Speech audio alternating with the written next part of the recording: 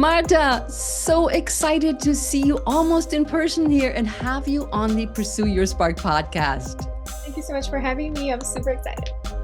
You know, I love, and the listeners need to know that if we met 2 years ago at the Podcast Movement Conference, and you had a table for TEDx talks. Anybody who was interested in becoming a TEDx speaker, and that's how we met.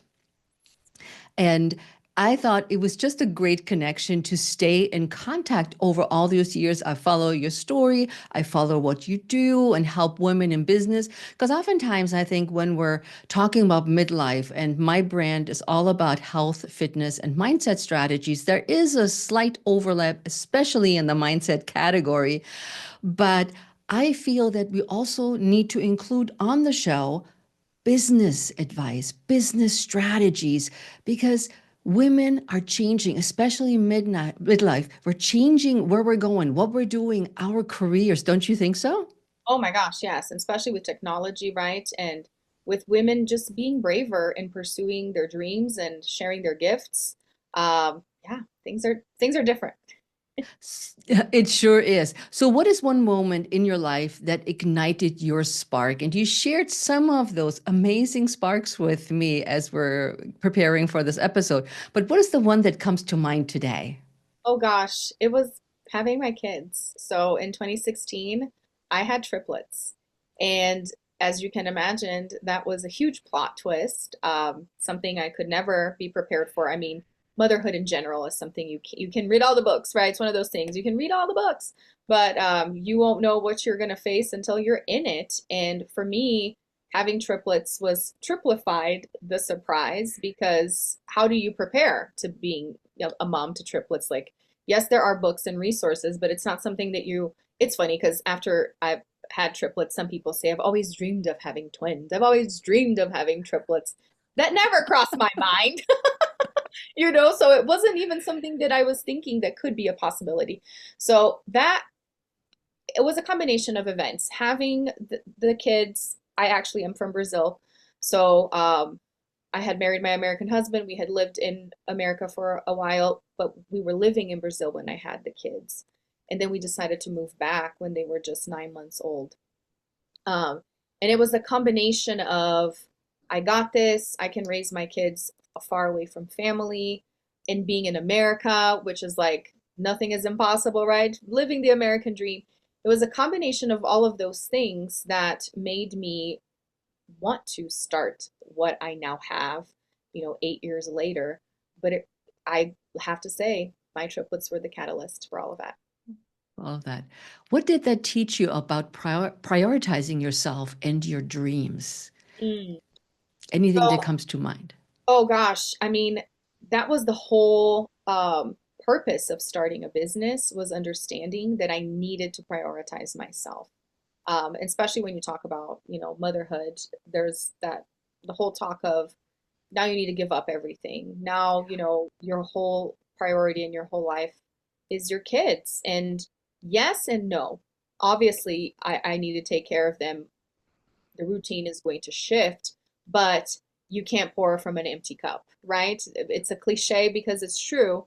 I needed to take care of myself, and I saw in building the business a way for me to have that time for me, right? Because then I would have interactions with other adults because my entire life was feeding kids, putting the kids to sleep, changing diapers. I mean, that's a mother's life period, but when you think there's three of them, like it's even more intensified. So that's when I knew I needed, and it wasn't just like I'm going to take a bath, right? I'm going to go out, which those are great things as well. But I saw in the business the opportunity for me to nurture myself with something that I enjoyed, and that's something that I had been doing ever since the beginning. So the business was really that outlet to stay in touch with who I am. What was the first step you took towards that? So I actually started with network marketing, and it was again that era, several 9 years ago, where you had all these companies popping up, and social media was a little bit of a different space than it is right now. because several years ago, right, where lots of people were like, make money off your phone, which is still things that are around, but it was different at the time Yeah. because it was just starting out. And a lot of the women that were involved in that were moms. And the whole vision was you can do this while they're sleeping. You can do this in pockets of time throughout the day. So it was a great way for me to get my feet wet and understand, wow, I can be a business owner, but I don't have a brick and mortar.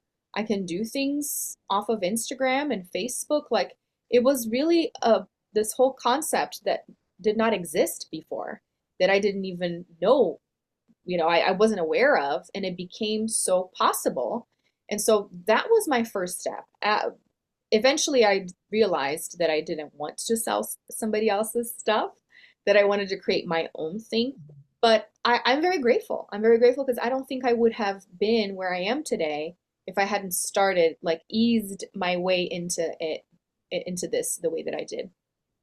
And it's true as a new mom. And I just had a conversation with somebody about that just before this call, because a good friend of mine who I used to be working together with business now has a 10-month-old little girl.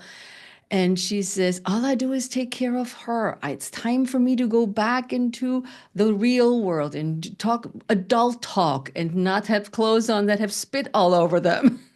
Yeah, it's a thing. It's a thing.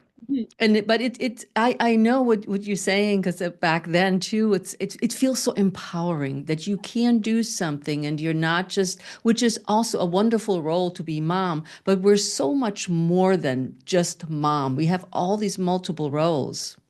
Yes, and skills and gifts and things that people can benefit from. And it builds your confidence as well. And as the kids are growing, that's what I have realized.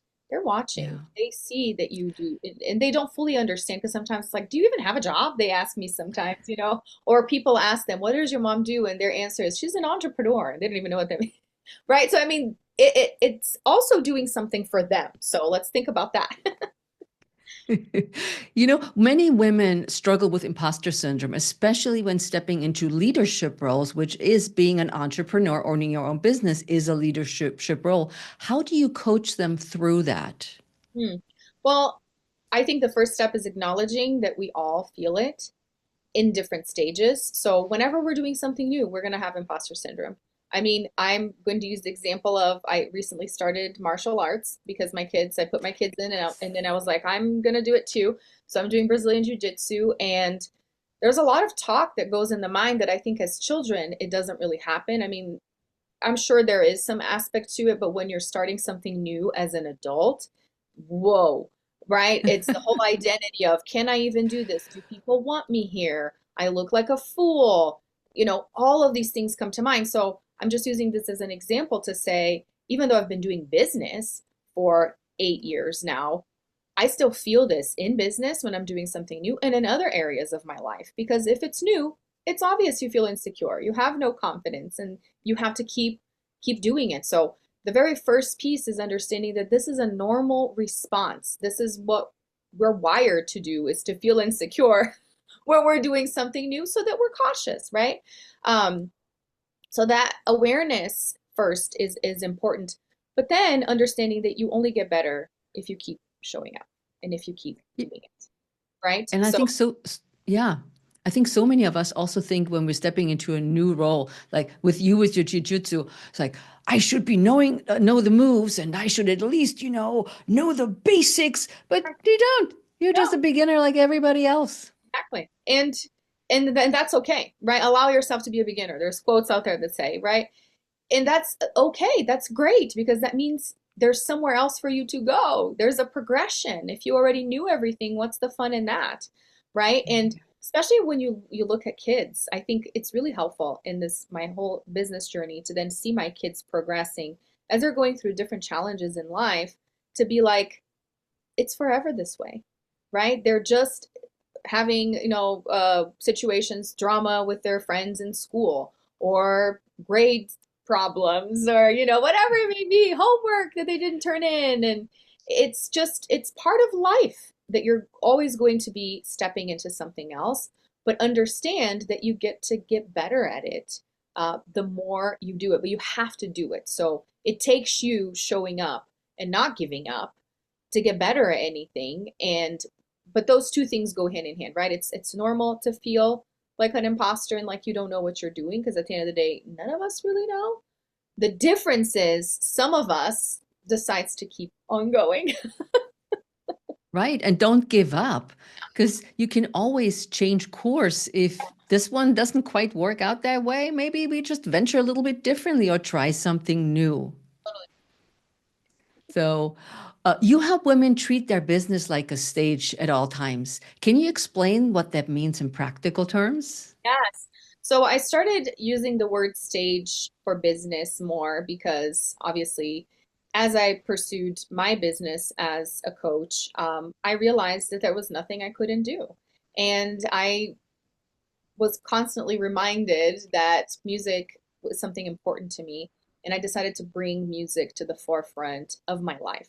So not have it just be, a hobby or something I do on the side. It's like, no, I want this to be a part of my business. And so I released my own music. I started doing more performances.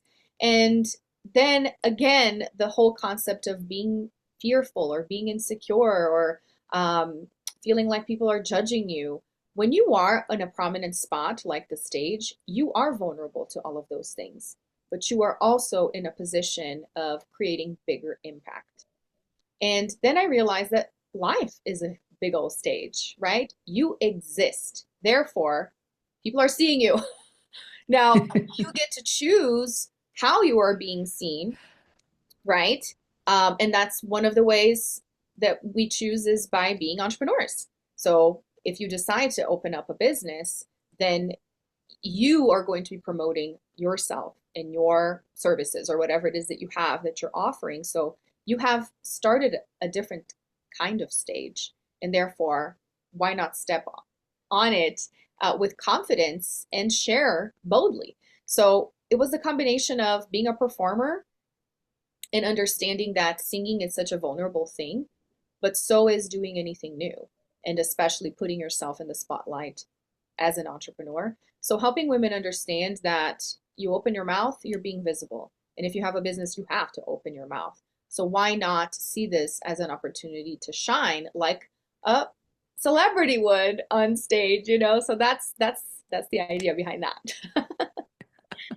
No, I love this because as a singer and speaker and an entrepreneur, woman-owned business owner, how do you think voice, tone, rhythm impacts how people perceive our messages when we're on that stage? Oh my gosh. I say that delivery is even more important than content. Yes, have your content straightened out because that helps with clarity so that people know who you are, what you do, and how they can connect with you. But one of my favorite quotes is by Maya Angelou. She says, "People will forget what you said, but they will remember how you made them feel." So, I mean, we have emotions for a reason, right? Our feelings, they really move us. And this is how we connect with people. We connect with stories. And so I really believe this confidence piece in seeing yourself as a performer on stage helps with how you make people feel because they're going to have a perception of you regardless, right? We create perceptions in our minds all of the time.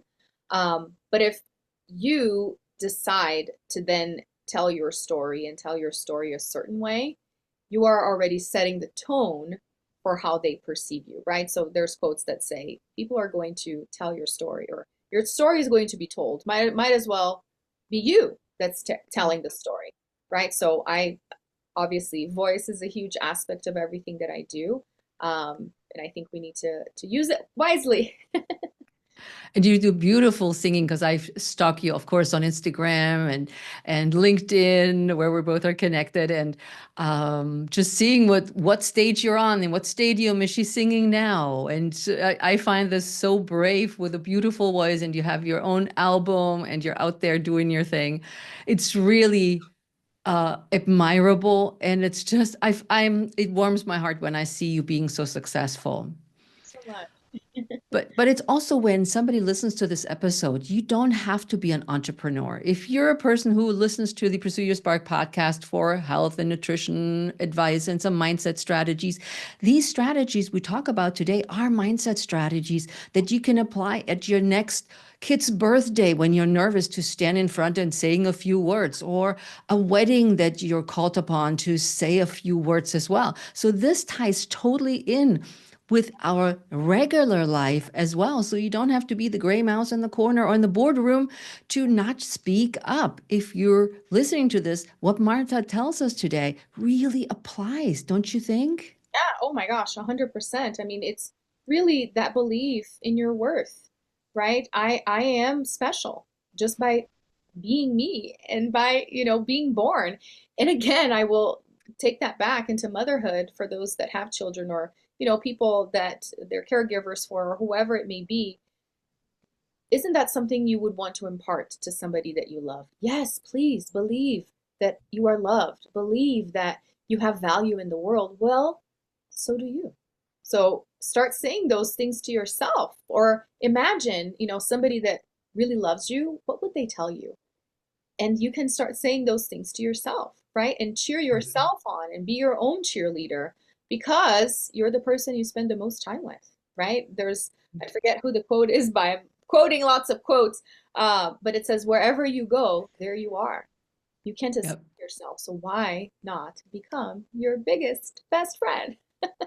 Absolutely. And what is the first step for women who don't see themselves, as we're talking about, as natural speakers or have the confidence to develop the confidence in their message, even if it's just at a birthday party? Yeah, I would say lean into the people that love you and believe in you because most likely you have had people in your life that have said, wow, you're really good at this. Wow, Mm. this is something that I could never do. We hear this in life. And it doesn't matter what our position is. If we have a job, if we're a stay-at-home mom, there are people in our lives and sometimes even our kids that will see things in us, right? That we're not seeing ourselves. Believe them, especially if it's somebody that you love and that you admire, because we have such a hard time, cheering ourselves up and empowering ourselves. When there is somebody that you truly respect that says, wow, you're really good at this, believe them. Starts there. Yes. That's just a simple step, right? I'm like, don't doubt Yeah, everything and thinking, oh, yeah, they're just saying this because they really right. like me. Yeah. It's There like has to be, compliments. That's a big thing, I think. When people say, wow, beautiful dress, and we say, oh, it was $5 at Ross. Why not just say, thank you? It's pretty cute. And I'm guilty of that, by the way. oh my God. When a lot of people do, like you said, respond to that and say, oh, it was really cheap. Why? Why do we have to do that? Uh, when one of the strategies that I teach my clients in Pilates is when it comes to that confidence being on a stage is to use their Pilates body. Mm, And I say, stand up straight, use your Pilates body. And people usually look at me and go, huh, what? But it is about what I always say, wear your crown. You're wearing a crown. You stand really tall and you align your spine from the ear to the shoulder, to the hip, to the knee, to the ankle, and stay there very relaxed. And then you look around the room instead of looking on the floor, be feeling maybe nervous, yeah. but that will be interpreted as insecure. And I said, just use your Pilates body and look at everybody in the room. And several of my clients tried that and they said, you wouldn't believe how much more respect I got. The Pilates body, I'm telling you, Marta. I love that. I'm gonna have to use that. My Pilates body. Please do. I'm a true believer of the Pilates body alignment and the looking at your audience. And you do that when you do your performances. I can see you looking around, catching their eye, making a connection. Yes, definitely. Well, and I think so too is reminding myself I'm a performer, right? Or whatever it is that you need to tell yourself at that moment. Um, or I'm really good at this, or I am strong. I've done hard things before. Sometimes when I go skiing, I'm not, the most advanced skier, and I get myself in sticky situations, and the mountain looks really, really big on the way down and steep. I have to tell myself, I can do this, even if it takes me several minutes and I'm just dripping in sweat. By the time I get down, I can do this. And that I think also brought you all this guts and gusto brought you to being a TEDx speaker. TEDx is a massive milestone for so many speakers or business owners. What's your top advice for someone who dreams of landing a TEDx talk or anything that you can think of that relates to that topic? Yeah. So specifically about TEDx, because it's a very different format, it's not really like a keynote or something else, is being very clear on your idea. Also understanding the concept of what a TEDx idea is, taking a look at different talks that are in the same wheelhouse and industry of something you would speak about to see what's already out there, and what angle you could pick that would be unique. So I would start there, is understanding a little bit more about what what is out there already in the same niche, and also how unique the TEDx concept is. We need to think about that. And I would say, in terms of achieving something big, right? Maybe somebody that's listening is not interested in being a TEDx speaker, but they have a goal. Like, I want to, I don't know, get this promotion, or I want to, whatever it may be that they're doing. Um, it really starts with, what are the steps that I can take towards this? And I think this is one of the things that I've gotten really good at, and really, especially in my American dream journey coming from Brazil, I truly believe that I would not have done all the things that I have done if I had stayed in Brazil. It really took me moving here. Um, is understanding that if you really want something, it can't just be in your mind. You have to put it down on paper. Okay, so what does it actually take? Can I go research? I mean, internet, ChatGPT, right? How does one do this that I want to accomplish? Because if I want to accomplish something, somebody probably already did this thing, and that's why I know it's a possibility, right? So, what will it take? Who can I speak with that has done this, right? If you really want it, you can't just be like, ah, yeah, but it's just a dream. Well, it will stay a dream if you don't look at the steps, right? So, start researching, ask friends and family, do you know anyone who has done XYZ? Can you connect me with them, right? Be proactive. I guess that's the message. If you want something, you need to go after it. And that's when I love your messages. When I look at LinkedIn in particular, when it goes to these messages, take action, go out and get what you want, go Yes. after it. Don't just sit by the sidelines. It can happen for you too. It's not you're not the one. You can't do anything about this. And I like that message comes, at least for me, comes really strongly through on your LinkedIn account Oh, good. I'm and your glad to hear it. messages. That's my ultimate message. You want it? You got it. Go after it. But you know my strategy on how get attention in the room. But what about you? What would you say to somebody, and would you teach somebody how to own a room in 60 seconds? What Mm. is your tip? Well, I really like being remembered, and that's part of my job, is helping business women have their names recognized and their faces. I had a call recently with somebody, and she says, I'm ready for people to recognize my name and to recognize my face. And I said, well, my friend, you're speaking to the right person. So I think it has a lot to do with being bold to introduce yourself, to speak. It has to do with your posture and how you show up, obviously, but if you don't speak, um, you're not going to be as noticed as if you raise your hand if there's an opportunity. Or if it's not that kind of scenario, going and introducing yourself, right? It depends on what the scenario is. And I also think that what you're wearing is very, very important as well. So different scenarios call for different things, but I always tell my clients, if you're in a networking group, um, I like to plan my outfits ahead of time. I'm like, what could I wear in this situation? If I'm on stage, I will wear something specific. And, I give tips to my clients on that. Have it be something that doesn't have patterns, that is solid, that is a bold color, that you feel comfortable in, but it's also flattering, etc.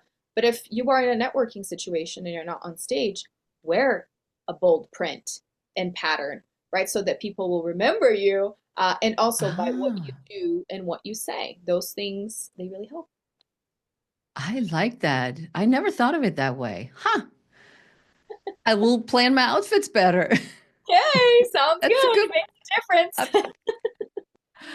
And what is a stage moment, Marta, you've had outside of your actual stage life where you unexpectedly had to step up and deliver? Oh my gosh. Let me think. Um, I guess when it comes to defending my kids, that's something that's been a different situation for me because even though I am super bold to like promote myself and talk about things, I am not a fan of confrontation. So Mm. I don't really like, and that's complete opposite to my husband. Like he will, you know, ask for the refund, call. He was having an issue with eBay the other day and he like was relentless for something that wasn't even that expensive that didn't get delivered, whatever. But he really was like, I'm going to get to the bottom of this. It's a matter of principle. To me, I don't care. I'd rather drop it because I don't want to make somebody else uncomfortable if it's not absolutely necessary.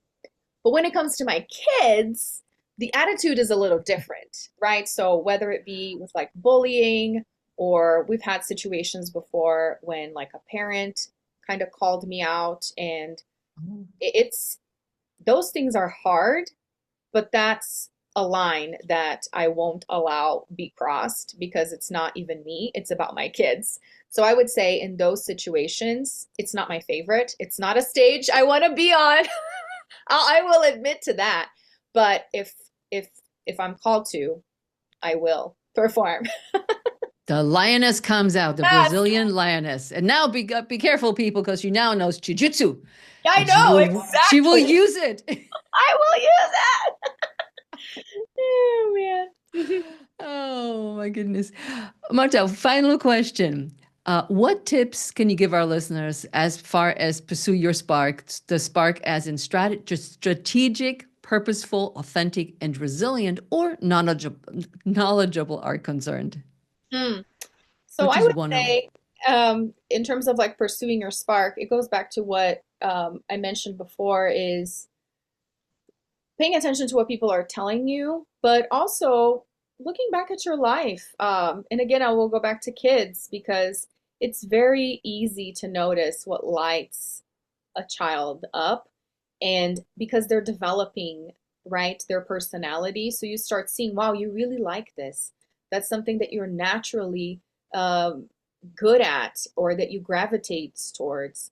And we've all had that. But throughout life, we kind of lose it, right? We go through the motions, we allow people to tell us who we are. But it's important to go back and remember who we were, even when we were kids. And that's a way to find that spark and to pursue that spark is understanding that the spark is there, but we really need to go and dig it out sometimes. And go after it, right? Go after it.